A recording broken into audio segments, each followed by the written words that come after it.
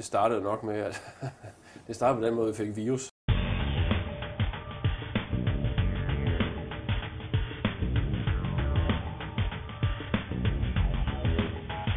Vi er ved Slots Bjergby, lidt uden for Slagelse. Vi er på vej til en virksomhed, der beskæftiger sig med et grønt produkt, nemlig frøproduktion og grønne tage, og med brug af grøn cloudbaseret IT. Virksomheden Nykilde har siden 1980'erne produceret frø til vilde markblomstblandinger. I 1998 udvidede virksomheden sortimentet og begyndte at udvikle grønne tage. Tage er græs og blomster, der har en positiv indvirkning på både miljø, vandafledning, CO2-belastning og indeklima. Ligesom mange andre mindre virksomheder har Nykilde oplevet, at IT-systemerne ikke altid var den hjælp, som de burde være. Eller sagt på en anden måde, der blev brugt for meget tid bag skærmene, i stedet for i produktionshallen og hos kunderne. Det startede nok med, at det startede på den måde, vi fik virus da vi var for en del år siden. Ja. Det var en mindre virksomhed. Der var heldigvis ikke så mange computere at få virus på, men den, der blev brugt til blandt andet regnskab og sådan nogle ting, den fik noget virus, og alt for et halvt år, det blev fuldstændig slettet. Okay. Hvad gjorde I så?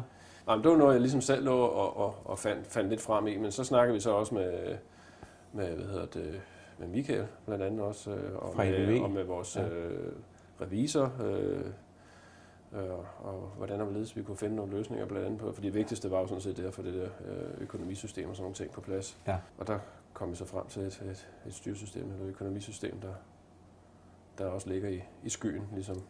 Hvordan kom I overhovedet ind på cloud computing, for der er jo mange andre muligheder, når man skal udvikle et IT-system? Jo, men der var også andre muligheder. Det var selvfølgelig at have noget, der er i et hostingcenter også og lignende, men der var også et spørgsmål om, at vi ikke så stor en virksomhed, så der var også et prisspørgsmål, et økonomisk spørgsmål. Hvad var jeres situation, siden I skulle i gang med et nyt IT-system? En ting, det var også, at økonomisystemet var ramt af virus, men så var det også delt i sådan flere portioner, kan man sige, forskellige måder, vi gjorde de forskellige dele på. Nå. Så det var ikke sådan et samlet system. Så det var noget var sgu papir, og noget var noget, vi gjorde på computeren, som blev ramt af virus. Ja.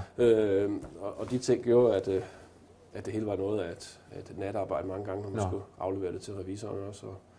Og hvordan har oplevelsen af det så været, efter at I er begyndt at bruge det? Jamen, den har været god. Økonomisystemet har været rigtig godt. Det har fungeret, som vi har forventet.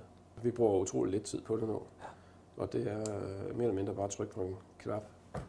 Og revisoren har også adgang til det, så jeg tror, at det er gammel vane, at der gør, at vi overhovedet mødes med revisoren en gang om året. Ja. Okay. Det har vi stort set reelt ikke brug for, fordi han kan gå ind og se nøjagtigt det samme og trække regnskab ud, og skal i princippet bare slå et kryds ned i hjørnet. Hvor lang tid har det taget fra I ligesom fandt ud af, at det her handler om, at det her skal være cloud computing, til I så var kørende med det? Hvis vi holder os til økonomisystemet, så gik der vel et par måneder med at finde ud af, fra vi var kommet til den beslutning, hvis nu det er det, vi skal, og så hvad vælger vi, og så videre. Der gik der vel et par måneder højst. Hvad er så ønskerne for fremtiden? Foreløbig siger jeg vel bare, nu er vi glade, nu kører vi, og nu bruger vi ikke så meget tid på det. Men er der nogle ønsker? Nej, ikke andet, at man kan sige, men det ligger jo nok lidt uden for det der almindelige kontor- og administrationsting, så er det mere sådan nogle ting at lave nogle ting, der er lidt mere specifikke for vores virksomhed, som vi kan bruge i markedsføring og i vores i produktion og også noget. Produktudvikling eller produktionsstyring? Noget produktionsstyring og sådan nogle ting. Ja. Det er så nok det. Og så er der så vores markedsføring med hjemmesider og sådan nogle ting. Der er selvfølgelig altid noget, der hele tiden er under udvikling også. Men det er jo noget, der ligger i gåseøjne i skyen, kan man sige. Det ligger også i skyen. Det gør det jo. Ja.